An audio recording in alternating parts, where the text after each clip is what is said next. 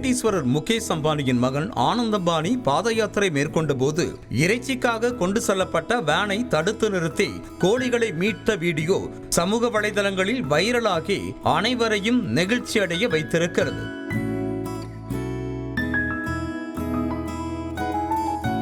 உலக கோடீஸ்வரர்களில் ஒருவரும் Reliance industries தலைவருமான முகேஷ் அம்பானியின் இளைய மகன் ஆனந்த் அம்பானி.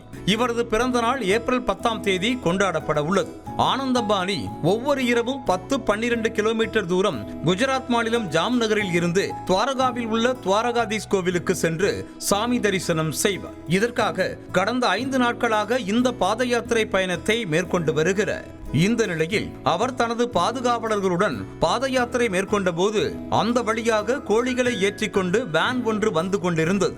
இதனை கண்ட ஆனந்த் அம்பானி வேனை நிறுத்துமாறு அவருடைய பாதுகாவலர்களுக்கு கூறியதை அடுத்து பாதுகாவலர்களும் அந்த வாகனத்தை தடுத்து நிறுத்தினர். இதனையடுத்து அந்த வாகனத்தில் சென்றவர்களிடம் இந்த கோழிகள் எங்கு கொண்டு செல்லப்படுகிறது என ஆனந்த் அம்பானி கேள்வி எழுப்பியிருக்கிறார். அதற்கு பதிலளித்த அவர்கள் கோழிகளை இறைச்சிக்காக கொண்டு செல்வதாக தெரிவித்தனர். இதனை கேட்ட ஆனந்த் அம்பானி கோழிகளை காப்பாற்ற முடிவு செய்து, பாவம் கோழிகளை கொல்ல வேண்டாம், நானே அவைகளை வாங்கிக் கொள்கிறேன் என கூறியிருக்கிறார். மேலும் வேனில் இருக்கும் மொத்த கோழிகளின் விலையை சொல்லுங்க, அந்த ரூபாயை நானே கொடுத்து வாங்கிக் கொள்கிறேன் என தெரிவித்திருக்கிறார்.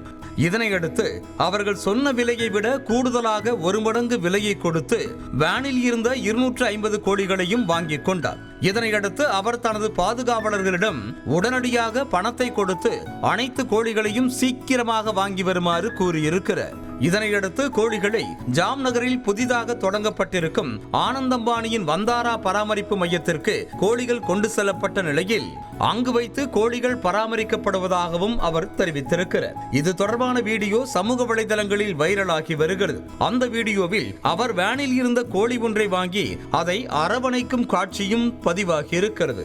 இது தொடர்பாக செய்தியாளர்களிடம் பேசிய ஆனந்த் அம்பானி, கடவுள் துவாரகாதீசர் மீது நம்பிக்கை வைக்க வேண்டும், அவர் நினைத்த காரியத்தை எந்த தடையுமின்றி நிச்சயமாக நிறைவேற்றுவார், கடவுள் இருக்கும்போது நாம் எதற்கும் கவலைப்பட வேண்டாம் என தெரிவித்திருக்கிறார். மேலும் அடுத்த 2 முதல் 4 நாட்களில் பாத யாத்திரையாக துவாரகா செல்வதாகவும் அவர் தெரிவித்திருக்கிறார்.